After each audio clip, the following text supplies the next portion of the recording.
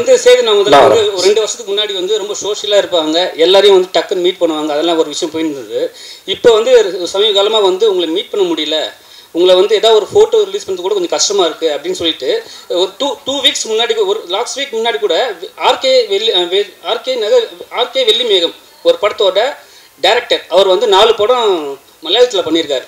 அவர் வந்து உங்ககிட்ட வந்து ஒரு டைமோ உங்கள் சைடில் கேட்குறாங்க, யாரும் வந்து ரெஸ்பான்ஸ் பண்ணலையா. அவர் என்ன ஒரு வார்த்தை சொல்கிறாருன்னா, அவர்கிட்ட என்னங்க ஒரு ஃபோட்டோ தான் கேட்க போகிறோம், 4 சென்ட் இடமா கேட்க போகிறோம்னு சொல்லிட்டு சொல்லட்டுமா? சொல்லுங்கள். 4 சென்ட் ஒரு 5 மகாராணிகளாவது மகாராஜுக்கு இருக்கணும்ல. எனக்கு அது கொஞ்சம் வருத்தமாக இருந்தது. மகாராஜானா மகாராணியோட தான் இருக்கும்னு நினச்சேன். அப்போ நாட்டை யார் தான் ஆள்றது? இப்போ 50வது படத்துலேயே அந்த காலத்து மகாராஜா, 75வது 100வது படத்தில் முதல்வர், பிரதமர், கவர்னர், ஜனாதிபதி. மகாராஜாங்கிறது அப்படி யோசிச்சு வைக்கல. எனக்கு இந்த படத்தை மகாராஜன் வச்சதே வந்து ஒரு சாமானிய அவன் முடித்திருத்தும் தொழிலாளி. டைட்டில் வந்து 50வது படம் அப்படி இருக்கும்னு நினச்சி வைக்கவே இல்லை, அது அமைஞ்சு போச்சு. அப்புறம் நீங்கள் காது எல்லாருக்காவது நீங்கள் இருக்கிறீங்க, ஆனால் உங்கள் காதில் கட்டு போட்டே இருக்குது அந்த ட்ரெய்லரில். ஆமாம் சார், ஆமாம் சார், அதுதான் சார் படம் வந்து. சேதுண்ணா, ஆக்சுவலாக நடுவில் வந்து நீங்கள் வந்து ஹீரோவாக இருக்கும்போது மாசாக வந்து எல்லாத்தையும் பண்ணிகிட்டே இருந்தீங்க. அதுக்கப்புறம் திடீர்னு கேரக்டரைஸ் இறங்க ஆரம்பிச்சிட்டிங்க. எங்கே இறங்கினேன்னு சொல்லும்போது மாஸ்டர்லேருந்து எல்லாமே தனி அது இறங்கினது இல்லை. அது பேர் முதல்ல வந்து இறங்கினது இல்லை, கேரக்டரைஸ் போக ஆரம்பிச்சிட்டிங்க. நான் வில்லனான் பண்ணி உங்களை போர் அடித்து ரொம்ப அவசியம் க்ரியேட் பண்ணிட்டேன்னா, ஆனால் நான் வில்லன் அடிக்கும்போது எவ்வளோ தூரம் என்டர்டெயின் பண்ணலாங்கிறது தான் கணக்கு. அது போகிற போக்கில் பண்ணலன்னு சொல்ல வரேன், வேறு ஒன்றும் இல்லை. இல்லை, ஏன்னா இங்கே 40க்கு 40 அடித்த மாதிரி உங்களுக்கு 50க்கு 50 அடிக்கணும். முதல்ல சரி எதுன்னு இங்கே யாருக்குமே தெரியாது. 50வது படம் நல்லா ஓடணும்னு நினச்சா அப்போ 49 51வது படம் என்ன இருக்கும்? எல்லா தயாரிப்புகளும் பணம் போட்டு எடுக்கிறாங்க. அப்படி பார்த்தா சீதக்காதிக்க மாதிரி ஒரு படத்தை 25 படம் செலக்ட் பண்ணியிருக்க மாட்டேன். இவ்வளோ ஏஜில் பண்ணிட்டு எனக்கு போர்ச்சு. இப்போ நான் வந்து வேணான்னு முடிவு எடுக்கிறேன். வர எல்லாருமே உங்களுக்கு பேரம்பேத்தி இருக்கான்ற வரைக்கும் சொல்ல ஆரம்பிச்சிடுறாங்க. விஜய் சேதுபதி சார் 50 படத்தில் வெற்றி தோல்வி நிறைய பார்த்துருக்கீங்க. 100 கோடி 200 கோடி 1000 கோடி வரைக்கும் பார்த்துருக்கீங்க. அந்த சமயத்தில் உங்கள் மனநிலை எப்படி இருக்கு அந்த வாரம்? அதே மாதிரி தோல்வி 200 கோடி 1000 கோடிலாம் பார்க்கவே இல்லை. நான் உங்கள் வசூல் அண்ணன் நீங்கள் வாட்ட சொல்லிடுறீங்க நினச்சிக்கிறாங்கண்ணே. உண்மையாக அண்ணே எங்கள் பிரச்சனைலாம் நீங்கள் வந்து கேட்டிங்கன்னு வச்சுக்கோங்களேன், எனக்கு எவ்வளோ பேமெண்ட் பெண்டிங்கு, என்னெல்லாம் நடந்ததுன்னு அது அதை சொன்னேன்னு வச்சுக்கோங்க. சொன்னது போடாத செக்கு சரியில் இருந்த தவறு. இப்போ 96 வந்து பெரிய ஹிட் ஆச்சு. அன்றைக்கி நைட்டு வந்து பிரேம் சார் நான் ஃபோன் பண்ணேன், எல்லோரும் என்னை பாராட்டினாங்க. நான் 11 மணி இருக்கு நான் பேசினேன். சார் நான் எங்கெல்லாம் கேரக்டர் விட்டு வெளியே போகணும் நீங்கள் நினைக்கிறீங்க சார்? அவரும் ஒரு 5 இடம் சொன்னார். அது தெரிஞ்சுக்கிறது தான். அது வெற்றியும் தோல்வியும் காரணத்தை ஆராய்ந்து பார்ப்பது சிறப்பதுன்னு நான் நினைக்கிறேன். இப்போ டைரக்டர் விஜய் சேதுபதியை எப்போ பார்க்க போகிறோம்?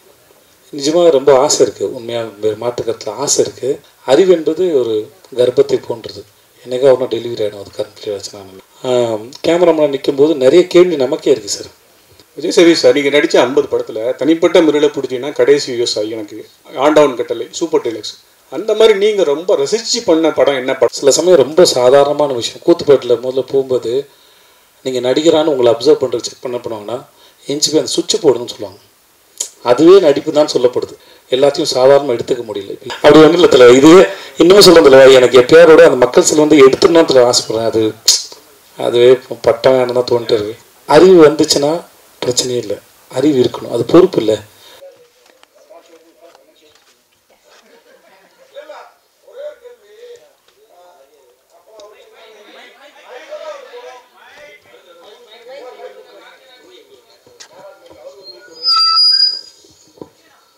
ஐம்பதாவது படம், ஒரு 5 மகாராணிகளாவது மகாராஜுக்கு இருக்கணும்ல. எனக்கு அது கொஞ்சம் வருத்தமாக இருந்தது. மகாராஜானா மகாராணியோட தான் இருக்கும்னு நினச்சேன். அப்போ நாட்டை யார் தான் ஆள்றது? அந்த புறமே கதின்னு ஆகிடாதா? அல்ல, மகாராஜாக்கள் அப்படி தானே இருந்தாங்க. எல்லா மகாராஜா அப்படி இருந்துக்கு வாய்ப்பு இல்லை இல்லைன்னு. ரைட்டு. இப்போ 50வது படத்துலேயே அந்த காலத்து மகாராஜா, 75வது 100வது படத்தில் முதல்வர், பிரதமர், கவர்னர், ஜனாதிபதி. அதாவது மகாராஜ் கீழே தான் பதவி.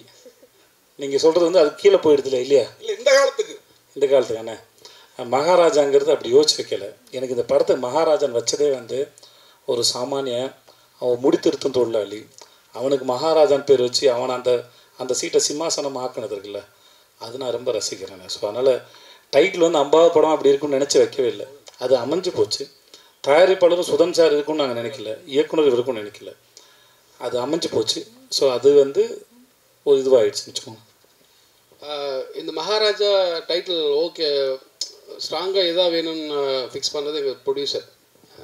ஒரு ரேண்டமாக எழுதும்போது மகாராஜான்னு சொல்லும்போது இது வச்சுக்கலான்னு சொன்னார். இல்லை யோசிக்கலான்னு ஒரு 3 நாள் இல்லை இதுதான் வேணும் அப்படின்னு சொல்லி ஸ்ட்ராங்காக இது பண்ணது எங்கள் ப்ரொடியூசர் சொல்லுங்க சார். பிரயாச்சத்தம் தேடுறீங்களோ? மேடையில் ஒரு மாதிரி சொன்னீங்க ஃபோன் எடுக்க மாட்டேங்கிறாருன்ட்டு. அவர் அதே மறுத்து பேசுகிறேன். அவர் ஃபோன் எடுக்கலைங்கிறது உண்மை தான். அவர் காசு கொடுத்து படம் எடுக்க சொன்னாருங்கிறது உண்மை தான். எல்லாம் உண்மையும் சொல்லிட்டாரு. முக்கியமாக அவருக்கு நிஜமாக நித்தினுக்கு வந்து இன்னும் பேசவோ மறைச்சி பேசவோ தெரியல. நான் சொன்னேன் கொஞ்ச நாள் பழகிடும்டா, இன்டர்வியூலாம் பார்த்து கற்றுக்கூடா, மற்றவங்க இப்படிலாம் பேசணும்னு பார்த்து கற்றுக்கோன்னு சொல்லியிருக்கேன். அப்புறம் சார் விஜய் சார், அப்புறம் நீங்கள் காது எல்லார் காதையும் நீங்கள் இருக்கிறீங்க, ஆனால் உங்கள் காதில் கட்டு போட்டே இருக்குது அந்த ட்ரெய்லரில். ஆமாம் சார் அதுதான் சார் படம் வந்து பார்த்துட்டு சொல்லுங்கள் சார். ஆனால் என்கிட்ட சொல்லுங்கள் சார், மக்கள்கிட்ட சொல்லாதீங்க சார் ப்ளீஸ். விஜய் சேதுபதி ஒரு நிமிஷம் சார். சொல்லுங்கள் சார். சேதுண்ணா, ஆக்சுவலாக நடுவில் வந்து நீங்கள் வந்து ஹீரோவாக இருக்கும்போது மாசாக வந்து எல்லாத்தையும் பண்ணிகிட்டே இருந்தீங்க. அதுக்கப்புறம் திடீர்னு கேரக்டரைஸ் இறங்க ஆரம்பிச்சிட்டிங்க. எங்கே இறங்கினேன்னு சொல்லும்போது மாஸ்டர்லேருந்து எல்லாமே தனி அது இறங்குனது இல்லை. அது பேர் முதல்ல வந்து இறங்குனது இல்லை. கேரக்டரைஸ் போக ஆரம்பிச்சிட்டிங்க ஹீரோவாக. கண்டிப்பாக கிடையாது. அந்த அப்ரோச் இல்லைன்னு சொல்ல வரேன். நீங்கள் வில்லன் இல்லாமல் ஹீரோ இல்லை, தீமை இல்லாமல் நன்மையின் அருமை தெரியாது, வெயில் இல்லாமல் நிழல் தெரியாது. அவ்வளோதான் கணக்கே ஒழிய. அது ஈக்குவல், அது பேலன்ஸ். என் கணக்கு அதுதான் ஒழிய. நான் வில்லனாக பண்ணும்போது உங்களை எவ்வளோ என்டர்டெயின் பண்ணுறேங்கிறது ரொம்ப கவனமாக இருந்தேன். நான் வில்லனான் பண்ணி உங்களை போர் அடித்து ரொம்ப அவசியம் க்ரியேட் பண்ணிட்டேன்னா நான் ஹீரோ நடிக்கிற படங்கள் அது பாதிக்கும்.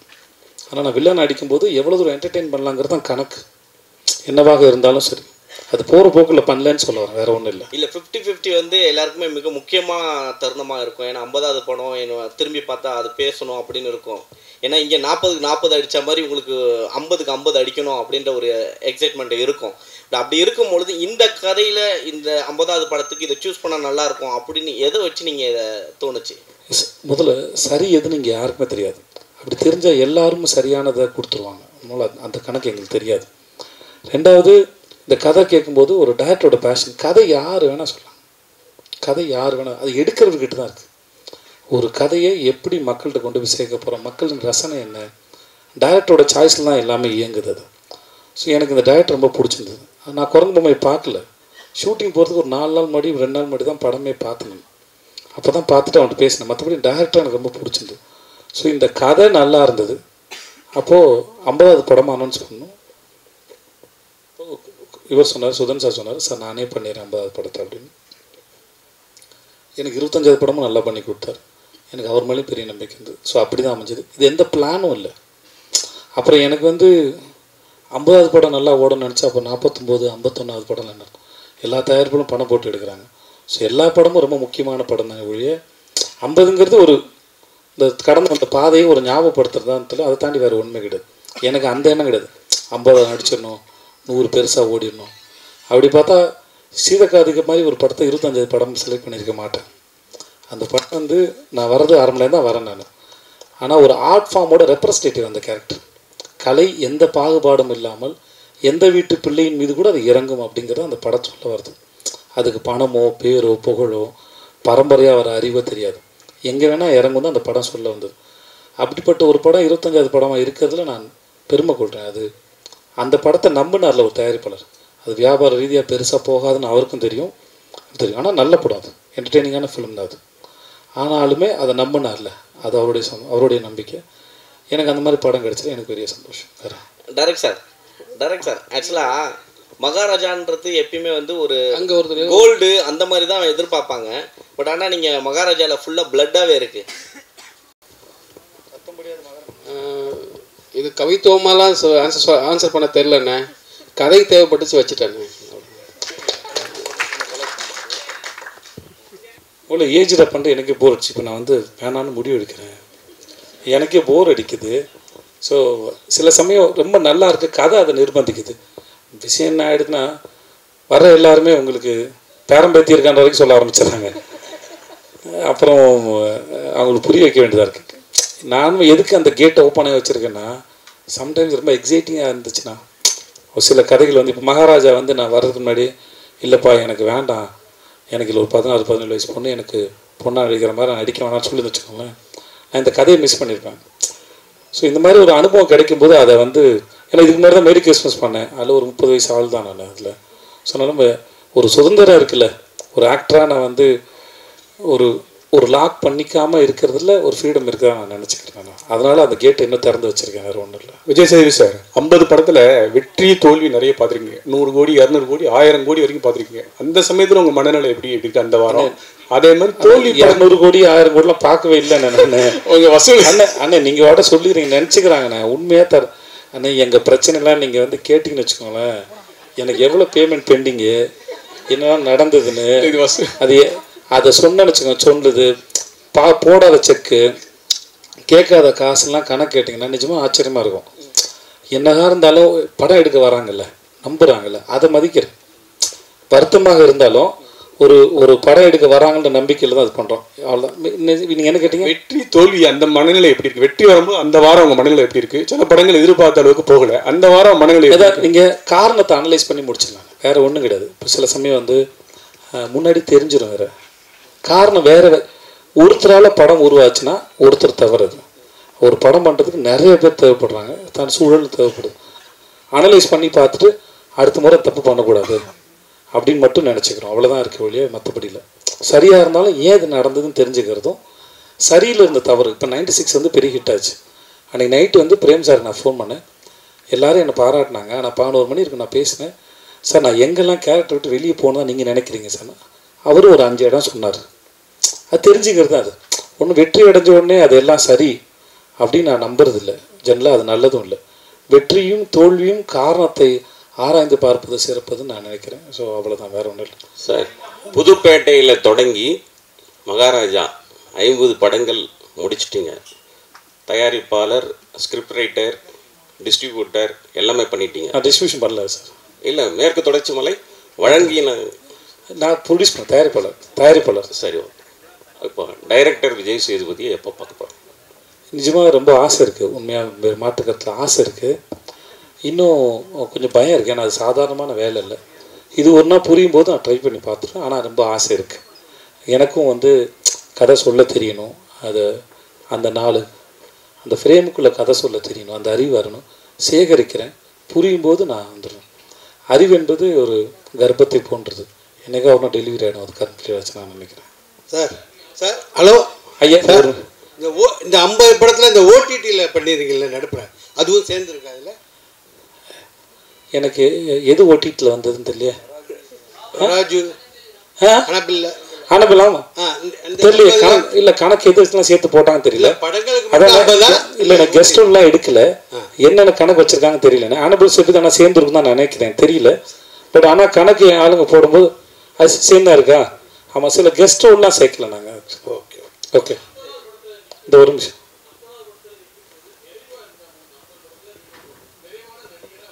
சார் நிறைவு அடையலை சார். நிறைவு அடைஞ்சிட்டா அது முடிஞ்சு போச்சுன்னு அர்த்தம் சார். அது ஸ்டேட்மெண்ட்டுக்காக சொல்லலை சார். இன்னமும் ஒரு முறையும் கேமராமேன் நிற்கும்போது நிறைய கேள்வி நமக்கே இருக்குது சார். அது சில சமயம் பலர் நடித்து முடிச்சதுக்கப்புறம் இப்போ நம்ம டிஜிட்டல் இருக்கிறதுனால சார், ஃபிலிம் இல்லை சார். அதனால் வந்து சில சமயம் வேறு ஆங்கிள் அப்ரோச் பண்ணலாம், கேட்கலாம் முடியுது. ஒரு பெர்ஸ்பெக்டில் ஒரு சீன் அப்ரோச் பண்ணி முடிச்சுட்டு இதுக்கு வேறு ஒரு ஆங்கிள் தோணுது, அதையும் ட்ரை பண்ணி பார்த்துலாமான்னு தோணுது. போஸ்டர் வச்சுக்கலாம். மேரி கிறிஸ்மஸ் எனக்கு அந்த மாதிரி நிறைய அனுபவம் இருந்தது. நான் ஸ்ரீராம் சாரோட நடிக்கும்போது ஒரு 4-5 சீனுக்கு ஒரு 2-3 வேரியேஷன்ஸில் நடித்தோம் நாங்கள். ஸ்ரீராம் சார் எப்படின்னா அவர் ரொம்ப ஓப்பனாக இருப்பார். அதனால் விஜய் எனக்கு நீங்கள் பண்ணிவிடுங்க, நல்லா இருக்குது, அதையும் பண்ணிவிடுங்க, நல்லாயிருக்கு, நான் எடிட்டிங் டிசைட் பண்ணிக்கிறேன்னு சொல்லுவார் அவர். ஸோ அந்த மாதிரிலாம் நிறையா இதெல்லாம் கிடைக்கும். ஸோ எவ்வளோ கலை என்பது அதான், எவ்வளோ தேடினாலும் எவ்வளோ தோணினாலும் அது அது அமிர்தம், அது வந்துக்கிட்டே தான் இருக்கும், அது வந்து குறையாது. ஸோ அதனால் அந்த எக்ஸ்பீரியன்ஸ் தான் சார் ரொம்ப அழகு. ஒரு ஸ்டேஜுக்கு மேலே தண்ணீர் அடைதல் இல்லைன்னு நினைக்கிறேன் ஆர்ட் ஃபார்ம் பொறுத்த வரைக்கும். அதை நீங்கள் எக்ஸ்பீரியன்ஸ் மட்டும் தான் உங்களை வந்து என்ஹான்ஸ் பண்ணும், இல்லை என்கரேஜ் பண்ணும், இல்லை அதை வாழ்கிறத சுவையை வந்து ரசிக்க வைக்கும் நான் நினைக்கிறேன். விஜய் சேதுபதி சார், நீங்கள் நடித்த 50 படத்தில் தனிப்பட்ட முறையில் பிடிச்சிங்கன்னா கடைசி விவசாயி, எனக்கு ஆண்டவன் கட்டளை, சூப்பர் டீலக்ஸ், அந்த மாதிரி நீங்கள் ரொம்ப ரசித்து பண்ண படம் என்ன படம்? ரொம்ப கஷ்டப்பட்டு மன ரீதியாக உடல் ரீதியாக பண்ண படம் என்ன படம்? நீங்கள் சொன்ன படம் கடைசி விவசாயம் இருக்குல்ல சார், ரொம்ப கஷ்டம் சார். அது ஸ்பிரிச்சுவல் வந்து உணர்றது இல்லையா சார், அதுக்கு பெரும் காலம் எடுக்கும். அது ரொம்ப கஷ்டப்பட்டேன், அதை தொடர்றதுக்கு ரொம்ப கஷ்டப்பட்டேன். அதை நான் வந்து ஸ்பிரிச்சுவாலிட்டி வந்து அவ்வளோ சாதாரண விஷயம் நான் நினைக்கிறேன். எல்லாத்தையும் சரண்டர் பண்ணி அப்படியே ஏற்றுக்கிற ஒரு தன்மை வரணும். அது எனக்கு இன்னும் வாழ்க்கையில் வரல. ஆனால் அது பெர்ஃபார்ம் பண்ணும்போது அது ஃபேக்காக பண்ணிடக்கூடாது, ரொம்ப மெனக்கேட்டேன். ஓரளவு நான் தொட்டான்னு நினைக்கிறேன். அது பண்ணும்போது எனக்கு எப்படின்னா அங்கே மக்கள் வந்து என்னை நம்பினாங்க. நான் விபூதி இங்கே வச்சுருந்தேன் அந்த சுருக்கு பயிலேருந்து அடிச்சுன்னா கையில் விபூதி வந்துடும், உள்ளே கை விடுது, இப்படி அடித்தாலே வந்துடும். வரிசையில் நின்று என்ன வர வேணும்னு கேட்பேன். மழை பெய்யும், காடு நல்லா இருக்கும் போங்க, அடுத்து என் புள்ள நல்லா இருக்கும், புள்ள நல்லா படிக்கும் போ அப்படின்னு எல்லோரும் விபூதி பூசுவேன் நான். அது நான் வந்து மனசார தான் நான் அதை செஞ்சேன். நான் அந்த கதாபாத்திரம் ரொம்ப ரசித்தேன். நான் எழுதுனத மணிகண்டன் கேட்டு எப்படி தலைவர் இதை எழுதுனீங்க அப்படின்னு. ஸோ அது ரொம்ப கஷ்டமானது. சூப்பர் டீலர்ஸும் சாதாரணமான விஷயம் இல்லை. அது ரொம்ப அது குமாரராஜான்னு ஒரு மாபெரும் அந்த டைரக்டர் இல்லாட்டி அந்த மாதிரி கதையை வேறு யாரும் நம்பி நான் போயிருப்பேனான்னு கூட எனக்கு தெரியாது. ஏன்னா அந்த படம் நான் என்னை நம்பி போகவே இல்லை. பாலகுமார் ரொம்ப கஷ்டப்பட்டிருக்கேன். நிறைய படம் இருக்குது. அது சில சமயம் உங்களுக்கு படமாக தெரியாது. சில சீனில் போய் நிற்கும்போது எம்டி ஆகிடும். ஒரு இடம் இரவி பண்ணும்போது காத்திட்டு நான் கேட்டிருக்கேன். ஒரு சீன் பாபி அடித்து கொள்கிற சீன் ஒன்று இருக்கும். அன்றைக்கி எனக்கு வாழ்க்கையிலையும் பிரச்சனை இல்லை, ஒன்றுமே இல்லை. ஆனால் நடிக்க வரல, அன்றைக்கி நடிக்க வரல. நான் சொன்னேன், தலைவா நடிக்க என்னன்னு தெரியல, வரல தலைவா, மைண்டில் ஒன்றுமே இல்லை தலைவா, வீட்டில் சண்டை இல்லை, எந்த பிரச்சனையும் இல்லை தலைவா, கடன் தொல்லை இல்லை, ஆனால் ஏன் தெரியல தலைவா, மைண்டு ரொம்ப எம்டியாக இருக்குது, இன்றைக்கி ஒரு நாள் மட்டும் என்னை பொறுத்துக்கிட்டு எதாவது காப்பாற்றுங்கண்ணே. அன்றைக்கி வேறு சீன் எடுத்தார், அந்த சீன் எல்லாம் நடிக்க முடியல. ஸோ இந்த மாதிரி ஒரு படம்னு இல்லை, ஒரு கேரக்டர்னு இல்லை, சில சமயம் ரொம்ப சாதாரணமான விஷயம். கூத்துப்பேட்டில் முதல்ல போகும்போது நீங்கள் நடிகரான்னு உங்களை அப்சர்வ் பண்ணுறது செக் பண்ணுவாங்கன்னா எஞ்சி போய் அந்த சுவிட்சு போடுங்கன்னு சொல்லுவாங்க. சாதாரணமாக சுவிட்சு போட்டு போயிடும்ல, 10 பேர் முன்னாடி உட்காந்துக்கும் எஞ்சி போய் சுவிட்சு போடும்போது ரொம்ப கான்சியஸ் ஆகிடும். அதுவே நடிப்பு தான் சொல்லப்படுது. ஸோ நடிப்புங்கிறது மிக அற்புதமான காட்சியோ கஷ்டமான காட்சியோ அழுது நடிக்கிறவங்க எல்லாமே அதுக்குள்ளே பொருந்தும், அந்த நிலையில் உட்கார தான் பொருந்தும். ஸோ அப்படி எல்லாத்தையும் சாதாரணமாக எடுத்துக்க முடியல. இப்போ இந்த படத்துலேயே சில காட்சிகள்லாம் இருக்குது, நான் ரொம்ப கஷ்டப்பட்டேன். இப்போ நீங்கள் கல் தூக்கி போடுறது பார்த்தீங்களா, ஒரு கடைசியில் ஒன்று பார்த்தீங்களா, அதில் நீங்கள் படம் பார்க்கவும் தெரியும், அவ்வளோ எக்ஸ்பிரஷன்ஸ், அதில் அவ்வளோ கணக்கு இருக்குது. நீங்கள் கதை பார்த்துட்டு வரும்போது அந்த இடத்துல உங்களுக்கு அத்தனை சேர்ந்து வந்துடணும். நான் அதை தொட்டுடணும் உங்களுக்கு. நான் அதை கொடுக்கலன்னா அந்த இடத்துல நான் என்னென்ன முதல்ல ஏமாற்றிக்கிறேன்னு அர்த்தம். ஸோ அதனால் இப்படி எல்லாத்துக்கும் ஒரு கணக்கு இருக்குன்னு சொல்ல வேறு ஒன்றும் இல்லை. விஜயண்ணா இங்கே ஹாய்ண்ணா.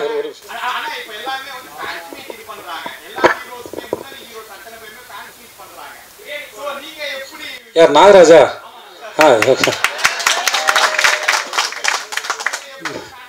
ஏண்டா இவ்வளோ ட்ரெய்லர் போட்டு இவ்வளோ பேசியிருக்காங்க தம்பி. நான் முன்னாடியே பண்ணிகிட்டு இருந்தேன்டா, 2013, 14, 15 பண்ணிகிட்டு இருந்தேன்னு நினைக்கிறேன்.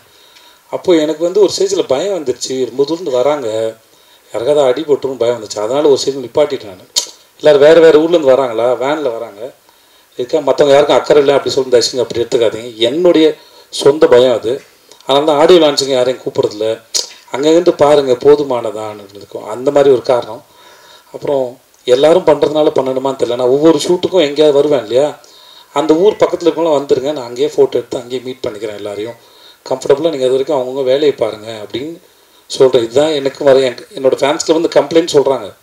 நீ கேட்குற அதே எனக்கும் என் ஃபேன்ஸ் கேட்குறாங்க, எதுக்கு எங்களை மீட் பண்ண மாட்டேங்கிறாரு மற்றவங்கள மாதிரி. நான் மீட் பண்ணுறேன், அங்கே வரும்போது மீட் பண்ணிக்கிறேன், இதுக்கும் தனியாக அப்படி ஒன்று பண்ணணுமான்னு ஒரு கேள்வி இருக்குது. அதனால் பண்ணுறதில்ல, வேறு எந்த ரீசனும் இல்லை. ஹாய்ண்ணா. விஜயண்ணா இங்கே ஒரே ஒரு கொஸ்டின்.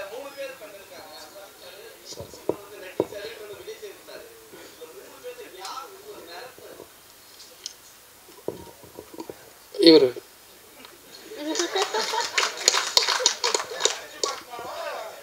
விஜயண்ணா ரெண்டும் பண்ணார். விஜயண்ணா அனுராக் சார் ஆக்சுவலி இவர் தான் சார் மிரட்டினாப்ல பாருங்க, மிரட்டினா அனுராக் சார். ஆனால் அனுராக் சார் அவர் எப்படிப்பட்ட டேரக்டர் நீங்கள் பார்த்துருப்பீங்க, அவர் கூட வேலை பண்ணணும்னு நினச்சிருப்பீங்க. இப்போ அவர் எப்படிப்பட்ட ஆக்டருங்கிறதும் உங்களுக்கு தெரிஞ்சிருக்கு. சூப்பரான ஆக்டருங்க. அவர் கூட நீங்கள் கதை பண்ணணும்னு ஏதாவது டிஸ்கஸ் பண்ணியிருக்கீங்களாண்ணா அவர் டைரக்ஷனில்? நானே கேட்டேன். நான் மும்பையில் ஒரு ஃபங்க்ஷன் பார்ட்டியில் ஒன்று மீட் பண்ணோம். அப்போ அவர் படம் கென்னடின்னு ஒரு படம் இருக்குது, பார்க்க வரியான்னு எனக்கு கேட்டார். என்னை முதல்ல ஹிந்தி படத்துக்கு அப்ரோச் பண்ணது அவர் தான், 2016 வாசன் பாலன் ஒரு டேரக்டரோடதுக்காக. அப்போது படம் காமிச்சார். நானும் இன்னொரு ப்ரெஸ்ஸில் அவருக்கு ஒரு நண்பர் இருந்திருக்காரு, ரிப்போர்ட்டர், அவரும் நானும் தான் படம் பார்த்தோம். முடிச்சுட்டு 3 பேரும் பேசிட்டு இருந்தோம். அப்போ நான் எனக்கு அந்த படத்தை பற்றின ஒப்பீனியன் சொன்னேன். அது அவருக்கு பிடிச்சிருந்தது. அந்த படத்தில் கான்ஸில் ஸ்க்ரீன் பண்ணும்போது எனக்கும் தேங்க்ஸ் கார்டு போட்டிருந்தார். இந்த படத்துக்கு நான் அப்ரோச் பண்ணோன்னே எனக்காக பண்ணி கொடுத்தாரு. கதை கேட்கும்போது ஓகே சொல்லிட்டார் இல்லையா, எனக்காக பண்ணி கொடுத்தாரு. நடிச்சிட்டு இருக்கும்போது ஒரு சீனில் அவருக்கு ஷோல்டர் அடிபட்டு ஒரு மாதிரி அவ்வளோ பெருசாக நவர்த்த முடியல. அப்போது நாங்களாம் வருத்தப்படும் போது அவர் சொன்னார், நல்லவேளை எனக்கு ஷோல்டர் இதுவாகி வலியாச்சு, அதனால் இந்த கை யூஸ் பண்ண முடியல, அது ஷாட்டுக்கு ரொம்ப நல்லா இருக்குனாரு. அதனுடைய ஒரு டைரக்டராக இருந்தபோது முந்தியில் கொஞ்சம் பயந்தான், கம்யூனிகேஷன் கேப் இருந்தது. எனக்கு ஓரளவு ஹிந்தி தெரிஞ்சனால பேசி நான் அந்த கொஞ்சம் உதவி பண்ணியிருந்தேன். ஆனால் ஒரு டைரக்டராக இருந்தாலும் அவரும் பெரிய டைரக்டரு, அவர் எக்ஸலண்ட்டான டைரக்டரு. அவருக்கு எப்படி சொல்கிறதுன்னு ஒரு நாள் ஒரு நாள் தாங்கியிருப்பேடா, அவன் ஒரு நாள் தாங்கியிருப்பான். பட் ஆனால் ஒர்க் பண்ணும்போது அவர் அவ்வளோ ஸ்பேஸ் கொடுத்ததுனால இவன் நினச்சதை சொல்ல முடிஞ்சது. அவருடைய டெடிக்கேஷனும் ஒர்க் பண்ணதும் கடைசியில் நாங்கள் நினச்சிட்டோம் நல்லதாக போச்சு. ஐ திங்க் மம்தா சொன்னாங்க, நினைக்கிறேன் மம்தா அபிராமியும் சொன்னாங்க. இந்த படத்தில் வந்து எல்லா காஸ்டும் எல்லாருமே சரி, அனுராக் சாப்பிட்லேருந்து எல்லாருமே சரி, இந்த படத்துக்கு அமைஞ்ச ஒரு வரம் தான் அது. சில இந்த கொடுத்துறேன்டா இல்லை நான் பேசுகிறேன் இல்லை. ஸோ இந்த படத்தில் நம்ம என்ன தான் தேடினாலும் சில சமயம் அமையிறது இருக்குல்ல, அது அமைஞ்சது. அது முழுக்க இவனுக்கே போய் சேருதான், இவனுக்கு கிடைச்ச பாக்கியமாக தான் அதை நான் பார்க்குறேன். இந்த இயக்குனர் பேசுவார் இப்போ.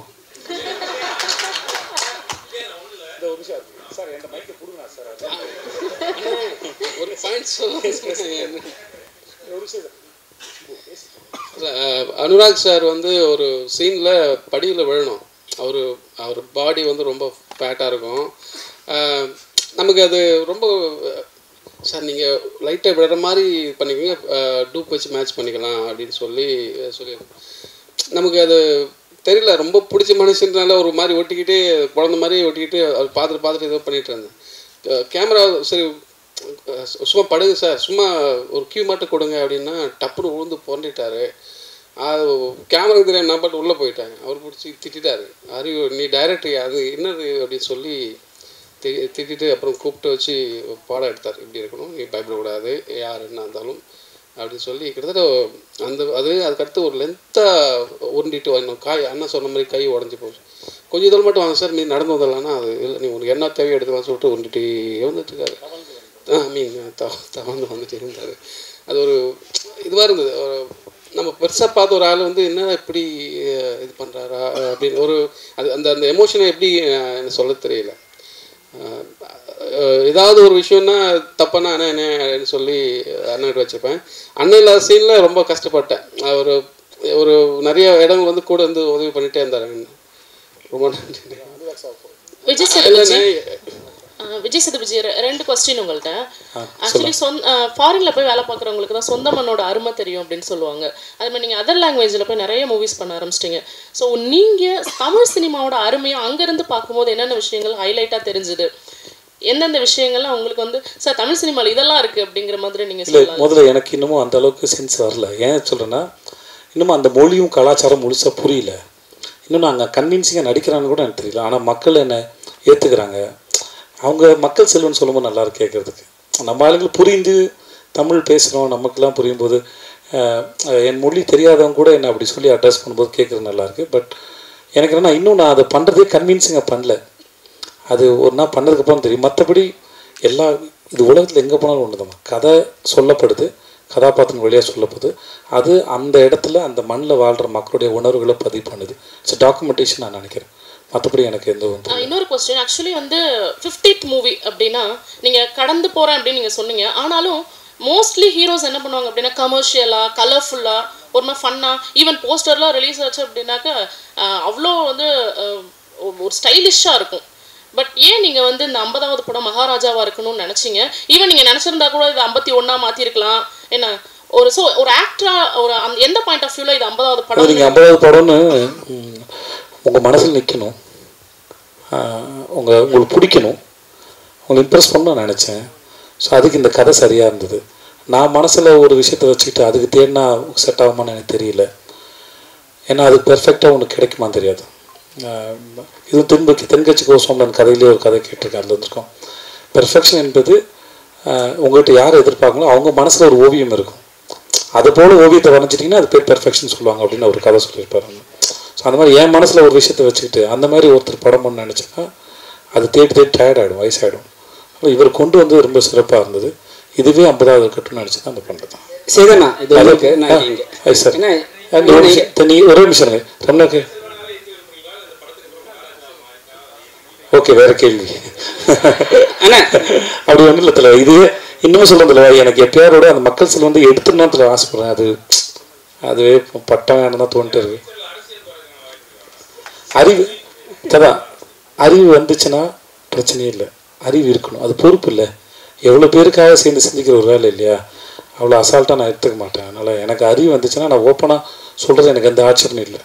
எனக்கு அதை பற்றின சென்ஸ் இருக்கணும். ஆமாம், இவ்வளோ பேருக்கு பதிலாக நம்ம முடிவு எடுக்கிறோம், அவங்க வாழ்க்கை தீர்மானிக்கிறோமோ, ஏதோ ஒரு பொறுப்பு இருக்குன்னா அதுக்கான சிந்தனையும் அறிவும் அரசியலும் தெரிஞ்சால் மட்டும்தான் நான் செய்யணும்னு நினைக்கிறேன். மற்றபடி வேறு யார் மேலே எனக்கு எந்த ஒப்பீனியன் கிடையாது. செல்வண்ணா என்ன இங்கே என்னன்னா இப்போ வந்து இன்னும் 2 கேள்வி முடிச்சுக்கலாமா?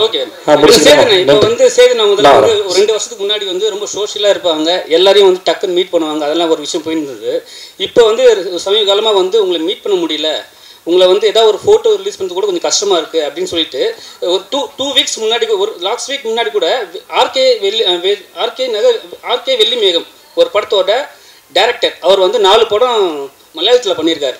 அவர் வந்து உங்ககிட்ட வந்து ஒரு டைமோ உங்கள் சைடில் கேட்குறாங்க, யாரும் வந்து ரெஸ்பான்ஸ் பண்ணலையா. அவர் என்ன ஒரு வார்த்தை சொல்கிறாருன்னா, அவர்கிட்ட என்னங்க ஒரு ஃபோட்டோ தான் கேட்க போகிறோம், 4 சென்ட் இடமா கேட்க போகிறோம்னு சொல்லிட்டு வெளி மாநிலத்துலேருந்து வந்து உங்களை வந்து கொஞ்சம் ஆனால் வந்து உங்களுக்கு ரொம்ப பிடிச்ச ஒரு டேரக்டர். அவர் என்ன சொல்கிறாருன்னா, எனக்கு ரொம்ப ரொம்ப பிடிக்கும், வேறு யாரையும் நான் மீட் பண்ணவே போகலை, அவரை மட்டும் நான் போய் பார்க்கலான்னு போகிறேன், உங்கள் சுற்றி உள்ள ஆளுகள் வந்து யாரும் மீட் பண்ண விட மாட்டார். அவர் ஒரே வார்த்தை சொல்கிறார், நான் அவர்கிட்ட வந்து 4 சென்ட் இடமா கேட்க சொல்லட்டுமா? என்ன தெளிவாக சொன்னது எனக்கு புரியும். அதான் எனக்கு புரிஞ்சு இல்லை, எனக்கு புரிஞ்சிச்சு. நான் இதுக்கு பதில் ஒன்றும் இல்லை. எனக்கு ட்விட்டரில் போய் பார்த்தீங்கன்னா தெரியும், என் படங்களோட மற்றவங்க படம் தான் அதிகம் ரிலீஸ் பண்ணியிருப்பேன். நீங்கள் கம்பேர் பண்ணி பாருங்கள். இது இன்னொரு ஹீரோவுடைய வேறு யாராவது, நீங்கள் நான் பேர் சொல்லக்கூடாது, வேறு ஒரு 5-6 ஹீரோக்கள் யாராவது எடுத்துக்கோங்க, அவங்க எவ்வளோ மற்ற படங்கள் ரிலீஸ் பண்ணியிருக்காங்க, நான் எவ்வளோ ரிலீஸ் பண்ணியிருக்கேன்னு பாருங்கள். அப்புறம் ஒரு ஸ்டேஜுக்கு மேலே சொல்லுவாங்க, நான் வர எல்லாத்தையும் பண்ணிகிட்டு இருந்தேன், சிலது வந்து நல்லா இல்லாததையும் பண்ணிகிட்டு இருந்தேன். அப்போ சில பேர் கம்ப்ளைண்ட் பண்ணாங்க, நீங்கள் பண்ணாதீங்க, அதை நம்புகிறோம் நாங்கள் அப்படின்னு சொன்னாங்க. அதனால் ஓரளவு எங்களுக்கு பிடிச்சதை பண்ணிகிட்ருப்போம். 2வது அண்ட் 3வது, இவங்க சொன்னோன்னே மீட் பண்ண முடியாத சூழல் எல்லாருக்கும் இருக்கும்ல. நான் ஊரில் இருந்துருக்க மாட்டேன், வெளியே போயிருப்பேன், ஏதாவது ஒன்று இருக்கும் இல்லையா. அவர் எப்படி அவர் வேலைகள் பிஸியாக இருப்பாரோ அந்த மாதிரி நானும் என்னோடய வேலைகள் பிஸியாக இருப்பேன். நிறைய பேர் நிஜமாக நேரம் கிடையாது தான், இருந்தாலும் நான் மீட் பண்ணி சந்தித்து ஃபோட்டோ எடுத்து தான் இருக்கேன். அதுக்கு உதாரணமாக நீங்கள் கடந்த 1 மாதமாக ரொம்ப நாள் முன்னாடி போனேன், கடந்த 1 மாதம் இல்லை 2 மாதமாக நான் எத்தனை படங்கள் ரிலீஸ் பண்ணிருக்குன்னு பார்த்தீங்கனாலே உங்களுக்கு தெரியும். என் நண்பர் ஒருத்தர் வந்து அவருடைய இது ரிலீஸ் பண்ண சொல்லி கொடுத்தாரு. நான் போஸ்டர் பார்த்தேன், போஸ்ட் நிஜமாகவே எனக்கு கன்வீன்சிங்காக இல்லை, ஆனால் இந்த படம் வேணாமே அப்படின்னு ஒருத்தர் சொல்லியிருக்காங்க. ஸோ எனக்கு பிடிக்கணுங்கிறது தான் கணக்கு ஒழிய, மற்றபடி சினிமாவில் இருக்கிறதுனால என் படத்தை மட்டும் ப்ரொமோட் பண்ணணுன்ற அவசியம் எனக்கு கிடையாது. என்னுடைய பாப்புலாரிட்டி இன்னொரு படத்துக்கு ஓரளவு லிஃப்ட் பண்ணணுன்னா அதை செய்யணுங்கிறது தான் எண்ணம். நீங்கள் சும்மா செக் பண்ணி பாருங்கள், அது நான் சொன்னால் நல்லா இருக்காது. அன்பு முத்தங்கள் குறைச்சி போச்சுன்னு சொல்கிறாங்க. அன்பு முத்தங்கள் இல்லை, இப்போ ஏர்போர்ட்டில் கூட்டத்தினரில் கேட்கும்போது கொஞ்சம் கூச்சமாக இருக்குது. நீங்கள் ஷூட்டிங் ஸ்பாட்னா பரவாயில்ல, ஏர்போர்ட்டில் கேட்கும்போதெல்லாம் அது இப்போ அங்கே உட்காந்து கொடுத்துருமில்ல, அங்கே எல்லோரும் நிறைய பேர் போயிட்டுருக்காங்க, வேறு மொழி பேசுகிறவங்க, என்னடா அவன் எல்லாருமே கிஸ் வச்சுன்னு நீங்கள் மாட்டாங்களா, அது தவிர வேறு ஒன்றும் இல்லை. சேதனா ஒன்றும் இல்லை. ஆக்சுவலி நான் வந்து ஒரு 2K கேட்டேன். ஸோ எங்களை மாதிரி இருக்கிற எல்லாருக்குமே ஒரு சின்ன ஆசை, அதை நான் உங்ககிட்ட கேட்கணும் அப்படின்னு ஆசைப்பட்றேன். ஸோ இதற்கு தானே ஆசைப்பட்டாய் பாலகுமாரா, நடுவில் கொஞ்சம் பக்கத்துக்கான அந்த மாதிரி படங்கள்லாம் இப்போது நாங்கள் எல்லாருமே பயங்கரமாக எக்ஸ்பீரியன்ஸ் பண்ணுறோம், ரொம்ப பிடிச்சிருக்கு. ஸோ ரீசெண்டாக அந்த மீன் பேஜஸில் நீங்கள் பார்த்துருப்பீங்கன்னு நினைக்கிறேன், அந்த சாங்ஸ் எல்லாம் ரெகுலராக போட்டுருக்கேன். ஸோ அந்த மாதிரி படம் உங்ககிட்ட இருந்து எப்போ நான் எதிர்பார்க்கலாம்? அடுத்து எனக்கு எதற்கு தானே ஆசைப்பட்டாய் மாதிரி எனக்கு ஏதாவது ஒரு படம் வேணும். இல்லை சார், நானும் எல்லாருக்குமே இல்லை, நானும் எதிர்பார்க்குறேன். இதில் என்ன, நீங்கள் அந்த படம் நடிக்க ரொம்ப ஜாலியாக இருக்கும், இன்ஹிபிஷன்ஸே இருக்காது, நீங்கள் வந்து ஜாலியாக இருக்கும்.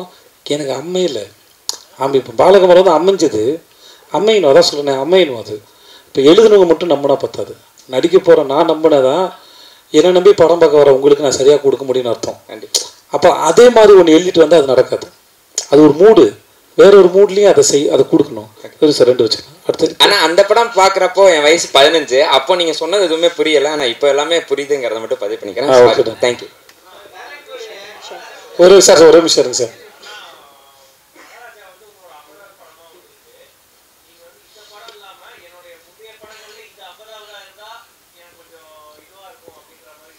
இல்லை அப்படி எதுவும் யோசிக்கலாம், நிஜமாக யோசிக்கலாம். எனக்கு அதாவது 50ங்கிறது உங்களுக்கு தான் ஜென்ரலாக நம்பர் தானே ஒழிய, நான் அதை பெருசாக கன்சிடர் பண்ணல. எல்லா படத்தோட வெற்றி முக்கியம். கடைசியாக முடிச்சுக்கலாம் சார். சார் ரொம்ப நேரம் அது கேளுங்க சார், ஒரே நிமிஷம். இவர் ரொம்ப நேரமாக ஒரு பெரிய மனுஷன் கேட்டே இருக்காப்புல சார், பதில் சொல்லிக்கிறேன், நீங்கள் கேளுங்க. மொத்தமாக வெள்ளை கலர் டை அடிச்சு வந்துருக்கீங்கன்னு நினைக்கிறேன் இல்லைண்ணே?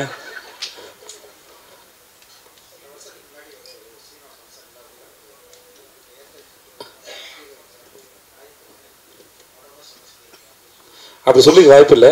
ஓ இல்லை இல்லை, இதனால சொல்லிக்க மாட்டேன். அவங்கள ஒர்க் பண்ணுறது கம்ஃபர்டபுள்னு சொல்லியிருப்பேன். அது எப்படி சொல்ல முடியும் அவங்களும்? ஓகே,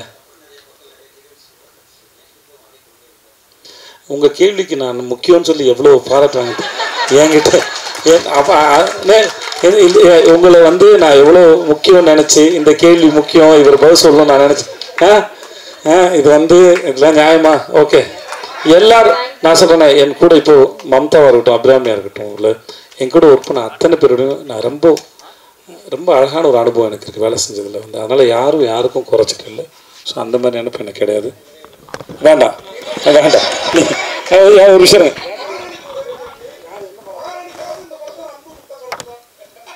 சார், அது கரெக்டு. இதுக்கு வந்து இல்லை இல்லை, நீங்கள் படம் பாருங்கள் தெரியும் மகாராணி யார் இந்த படத்தில் உங்களுக்கு.